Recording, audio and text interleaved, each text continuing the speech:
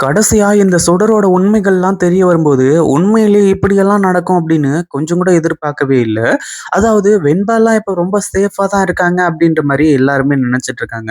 யாருங்க சொன்னது? வெண்பா இப்ப ரொம்ப சேஃப்ல இருக்காங்க. என்னதான் விஜய் தன்னோட அப்பாவே அங்க கூட இருந்தாலுமே கூட, உண்மையிலேயே வெண்பாவோட உயிருக்கு ஆபத்தான சிச்சுவேஷன்லாம் இன்னும் இதுக்கு மேல தான் நடக்க போகுது அப்படின்னே சொல்லலாம். அதாவது இந்த ராட்சசி சுடரோட சுயரூபங்கள் வெளிய வரும்போது, உண்மையிலேயே அடுத்தடுத்து வந்து இவ்ளோ பெரிய விஷயம் நடக்குமா? என்னதான் நடந்துகிட்டு இருக்குங்க? ஏதுதான் நடந்துகிட்டு இருக்கு? அப்படின்னு சொல்லிட்டு வந்து யோசிக்கக்கூடிய அளவுக்கு அடுத்தடுத்த விஷயங்கள் எல்லாமே நடக்க போகுது.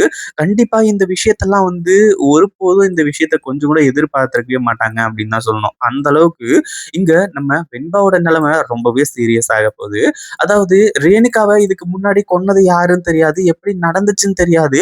ரேணுகா இதுவரைக்கும் உயிரோட இருக்காங்க. அதாவது இப்போ உயிரோட வந்ததுக்கு அப்புறமா உண்மையிலேயே ரேணுகாவுக்கு எதுவும் ஆகல. உயிரோட தான் இருக்காங்கன்னு சொல்லிட்டு ரொம்ப சந்தோஷப்பட்டாங்க. ஆனா, இனி வரும் காலங்கள்ல அதாவது உண்மையிலேயே யாரா இருந்தாலும் சரி, எவ்ளோ பெரிய கொம்பனா இருந்தாலும் சரி, ஒரு தப்பு செஞ்சா அந்த தப்பு ஒரு நாள் இல்ல ஒரு நாள் கண்டிப்பா அதுக்கான தண்டனைய அனுபவிக்கணும் அப்படின்ற மாரி சொல்லுவாங்க இல்லையா? அந்த மாரி இப்போ இந்த சுடருக்கு மட்டும் தண்டனை கிடைக்க போறது கிடையாது. இதுக்கு முன்னாடி அதாவது ரேணுகா வந்து அதாவது வெண்பா பொறந்து கொஞ்ச நாள்லயே ரேணுகா எங்க போனாங்க, என்ன ஏதுன்னு தெரியல. அப்படி இருக்கும்போது, அப்போ உண்மையிலேயே ரேணுகாவுக்கு என்ன நடந்துச்சு? அந்த ரேணுகாவ கொன்னது யாரு அப்படின்றது எல்லாமே தெரிஞ்சு, இப்போ ராஜேஸ்வரிக்கும் வந்து ஒரு மிகப்பெரிய தண்டனை கிடைக்க போகுது அப்படின்னே சொல்லலாம். ராஜேஸ்வரி எதுக்காக நம்ம இங்க இருந்தோம்? அமைதியா இங்கிருந்து கிளம்பி போயிருந்தா இருக்கோம். ஏன்னா சொத்துக்காக தானே வந்து இங்க அமைதியா இருந்துட்டு இருக்கா. ஏன்னா ஏற்கனவே விஜய் இருந்துட்டு சொத்து எல்லாத்தையுமே இப்ப புடுங்கிட்டு, இந்த வீட்ட விட்டு வெளிய போ அப்படின்ற மாரி சொல்லி, கழுத்த புடிச்சு வெளிய தள்றதுக்குள்ள அதாவது அந்த தள்ற விஷயம் நடக்கல. ஏன்னா விஜய் வந்து உன்ன மாதிரி நான் இருக்க மாட்டேன். அதுவும் இல்லாம வந்து எனக்கு அதெல்லாம் தேவையும் கிடையாது. கண்டிப்பா இந்த ஒரு விஷயத்த நான் வந்து பெருசா எடுத்துக்க மாட்டேன். அதுவும் இல்லாம நீயா இந்த வீட்ட விட்டு போயிடு. உன்ன கழுத்த புடிச்சு வெளிய தள்ளணும் அப்படிங்கிற அவசியம் எனக்கு இல்ல அப்படிங்கிற மாரி வந்து சொல்லியிருந்தாங்க. அந்த ஒரு காரணத்த அதாவது அந்த ஒரு விஷயத்த வச்சுட்டு, அந்த ஒரு ரீசன வச்சுக்கிட்டு, இந்த ராஜேஸ்வரி இங்கேயே சுத்திட்டு மறுபடியும் விஜய்க்கு தொல்ல குடுக்குறது, மல்லிக்கு தொல்ல குடுக்குறது, வெண்பாவுக்கு தொல்ல குடுக்குறது, இப்படின்ற விஷயங்கள்லாம் நடந்துகிட்டு இருக்கு. அதே மாதிரி விஜயும், மல்லியும் இப்ப ஏற்பாடு பண்ண மாரி அதாவது அவங்க மாஸ்டர் பிளான் போட்ட மாதிரி உண்மையிலேயே அடுத்தடுத்த விஷயங்கள்லாம் ரொம்ப சூப்பரா போயிட்டு இருந்துச்சு அப்படின்னு சொல்லலாம். இந்த ஒரு விஷயத்த பத்தி சுடருக்கு தெரியாத வரைக்கும் தான் வந்து பிரச்சனை இல்ல. தெரிஞ்சது அப்டின்னா, கண்டிப்பா அந்த ஒரு விஷயத்த யார் நெனச்சாலும் சரி, என்ன பண்ணாலும் சரி, ஏது பண்ணாலும் சரி, கண்டிப்பா அந்த ஒரு விஷயத்த ஏத்துக்கவே முடியாது அப்டின்னு தான் சொல்லணும். அது வந்து உண்மையிலேயே கொஞ்சம் யோசிக்கக்கூடிய விஷயம். ஆனா, அதே சமயத்துல இப்போ அடுத்தடுத்த விஷயங்கள்லாம் இப்டி நடக்கும் அப்டின்னு எதிர்பார்க்கவே இல்ல. அதுவும் இல்லாம இப்போ இந்த சுடருக்கு பல உண்மைகள் தெரிய வந்துடுது. அதாவது விஜய் நடிக்கிறது, இன்னும் பல விஷயங்கள்.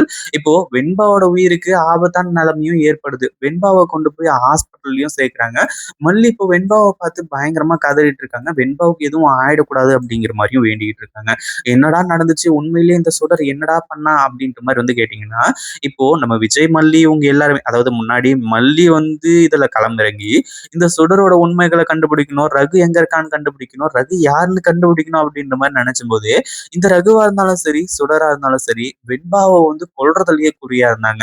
அதாவது வெண்பாவ டார்கெட் பண்ணி, இங்க நம்ம மல்லிய வந்து எந்த ஒரு விஷயத்தையும் செய்யக்கூடாது அப்படின்ற மாரி பண்ணாங்க. ஆனா இப்ப என்ன ஆச்சு அப்படின்னு பார்த்தீங்கன்னா, நம்ம விஜய் இதுல இன்வால்வ் ஆயிருக்காங்கன்னு தெரியும். ஒரு பக்கம் நம்மள சுத்தி வந்து மாய வலை சுத்திட்டு இருக்கு. அதாவது இப்போ ரவுண்டு கட்டி வந்து நம்மள புடிக்கணும்னு நெனைக்கிறாங்க அப்படின்றது தெரியும். வேலை வந்து அதாவது இந்த ரகுவா இருந்தாலும் சரி, சுடரா இருந்தாலும் சரி, இதுல இருந்து எப்படி தப்பிக்கிறது? அதாவது இந்த விஷயம் எல்லாம் நம்ம விஜய்க்கு தெரிஞ்சு போச்சு. அடுத்ததா வந்து ஆதாரங்கள் எல்லாத்தையுமே கலெக்ட் பண்ணிட்டு இருக்காங்க. நம்ம தப்பிக்கணும்னா இப்ப என்ன பண்ணணும்? அப்படின்ற மாரி தான் யோசிச்சுட்டு இருக்காங்க. ஏன்னா, இங்க இந்த ரேணுகாவா இந்த சுடர் செட்டில் ஆயிருந்தா பல பெனிஃபிட் இருக்கு. 1, 2ன்னுலாம் கிடையாது.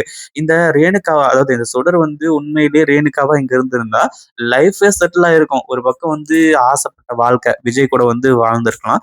அடுத்தபடியா வந்து இப்போ இந்த கதிரேசனோட சொத்து, அடுத்ததா விஜய் வந்து ஏற்கனவே பணக்காரரு. இப்படி பல விஷயங்கள் வந்து உண்மையிலேயே கொஞ்சம் வந்து யோசிக்கக்கூடிய விஷயமா இருந்திருக்கும். ஆனா, அதே சமயத்துல இங்க இந்த சுடருக்கு இப்ப எதுவுமே நிரந்தரம் இல்லன்னு ஆயிடுச்சு. அதுவும் இல்லாம இங்கிருந்து தப்பிச்சு போணும் அப்படின்னு நிலைமையும் உருவாயிடுச்சு.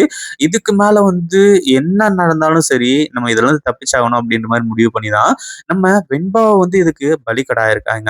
உண்மையிலேயே வெண்பாவ வந்து இப்படி பண்ணுவாங்க அப்படின்னு கொஞ்சம் கூட எதிர்பார்க்கவே இல்ல. ரொம்ப சீரியஸான நிலைமை தான் போய்க்கிட்டு இருக்கு. அதுவும் இல்லாம வெண்பாவ காப்பாத்த முடியுமா? அப்படின்னு சொல்லிட்டு டாக்டர்ஸே வந்து கைய விரிக்கிற நிலைமைக்கு போயிட்டு இருக்கு. ஒரு பக்கம் மல்லி இருந்துட்டு பயங்கரமா கதறி அழுதுட்டு இருக்காங்க.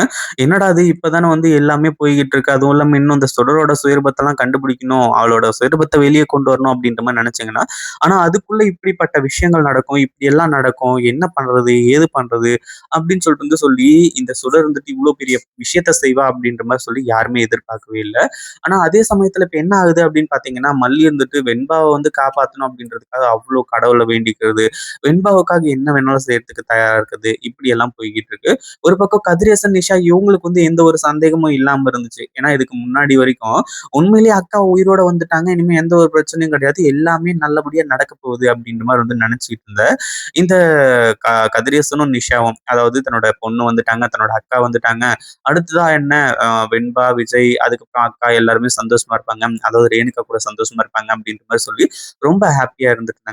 ஆனா அவங்களுக்கும் எல்லா உண்மையுமே தெரிய வரப்போகுது. இவ்வளோ நாளா வந்து எவ்வளோ பெரிய முட்டாளா இருந்திருக்கோம். உண்மையிலேயே எவ்வளோ பெரிய விஷயத்த நம்ம செஞ்சிருக்கோம் அப்படின்ற மாரி வந்து சொல்லி, அவங்க முகத்திலேயே அவங்க காரி துப்பிக்கிற அளவுக்கு அடுத்தடுத்த விஷயங்கள்லாம் நடக்க போகுது. உண்மையிலேயே இந்த விஷயத்தெல்லாம் கொஞ்சம் கூட எதிர்பார்த்தாங்களா அப்படின்னு கேட்டீங்கன்னா, கண்டிப்பா கிடையாது. ஏன்னா அவங்க கண்மூடித்தனமா நம்புனாங்க. அதாவது தன்னோட பொண்ணு உயிரோட வந்துட்டாங்க, ரேணுகா உயிரோட வந்துட்டா அப்படின்ற மாரி வந்து சொல்லி, ஆனா கடைசியில அது எல்லாமே போயி ஃபோர்ஜரி வேலை நடந்திருக்கு, ஆள் மாறாட்டம் நடந்திருக்கு. ரேணுகா இறந்து போய் பல வருஷம் ஆனது தான் உண்மை அப்படின்ற ஒரு விஷயம் தெரியற அளவுக்கு இப்ப எல்லாமே வந்து நடந்துட்டு இருக்கு. இதுக்கு மேல இந்த சுடரால தப்பிக்கவே முடியாது. இத பத்தி நீங்க என்ன நினைக்கிறீங்க? இந்த வீடியோ புடிச்சிருந்தா லைக் பண்ணுங்க, ஷேர் பண்ணுங்க. இப்பதான் நம்ம சேனலுக்கு ஃபர்ஸ்ட் டைம் வர்றீங்க அப்படின்னா, கீழ இருக்க சப்ஸ்கிரைப் பட்டன பிரஸ் பண்ணிக்கோங்க.